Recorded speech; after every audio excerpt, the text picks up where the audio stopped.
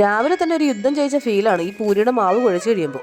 അതിഗംഭീരമായി ആദ്യത്തെ പൂരി ചീറ്റിയിരിക്കുന്നു, പൊങ്ങിയില്ല. പെട്ടെന്ന് ജോലി തീർത്തിട്ട് ഹോസ്പിറ്റലിൽ പോകാൻ നിൽക്കുമ്പോൾ ദേ മരുത്തോമലയും പൊക്കി പിടിച്ചോണ്ട് വരുന്നു. അങ്ങനെ ഒരുവിധം അമ്മയും ചക്കയും പറഞ്ഞ് മനസ്സിലാക്കിയിട്ട് ഞങ്ങൾ ഹോസ്പിറ്റലിൽ പോകാൻ വേണ്ടി ഇറങ്ങിയേ. ഈ സന്തോഷം തിരിച്ചു വരുമ്പോഴും ഉണ്ടായിരുന്നാൽ മതി.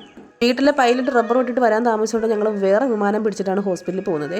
ആകപ്പാടെ ഉണ്ടായിരുന്ന പൈസ ഒന്ന് ATM എടുത്തുകൊണ്ടപ്പോൾ അമ്മ ചോദിക്കുക ഇച്ചിരി കൂടുതൽ എടുക്കാൻ മേലായിരുന്നു എന്ന്. ഞാൻ ATM കുത്തിപ്പൊളിക്കാൻ പോയെന്ന് വിചാരിച്ചിട്ടാണോ അമ്മ അങ്ങനെ പറഞ്ഞത്.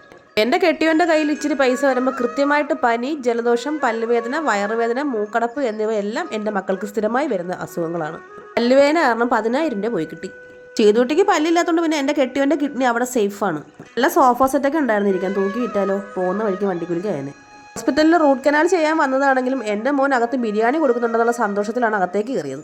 എന്തൊക്കെയോ സാധനങ്ങൾ വെച്ചിട്ട് ഡോക്ടർ പല്ല് തുറക്കുന്ന കണ്ടപ്പോൾ തന്നെ എൻ്റെ പകുതി ബോധം പോയി കിട്ടി. പോകാനും മാത്രമുള്ള ബോധമൊക്കെ ഉണ്ടായിരുന്നു അമ്മ. വരുന്ന വഴിക്ക് പട്ടിയെ കണ്ടിട്ട് മാറി എന്നിട്ട് പറയും ഇനി ഇതിന്റെ കടിയും കൂടെ കൊള്ളാനുള്ള ആരോഗ്യം എനിക്ക് ഇല്ലമ്മാന്ന്. വീട്ടിൽ വന്നിട്ട് ഒരു പൈനാപ്പിൾ എടുത്ത് മോന് വേണ്ടിയിട്ട് ജ്യൂസ് അടിച്ചെങ്കിൽ അത് പോയത് നേരെ എൻ്റെ വീട്ടിലേക്കായിരുന്നു. ഇതിന്റെ തള്ള ചവിട്ടിയ പിള്ളക്ക് കേടില്ലെന്നല്ലേ. എല്ലാവരും ചാനൽ സബ്സ്ക്രൈബ് ചെയ്യണേ. ടാറ്റാ.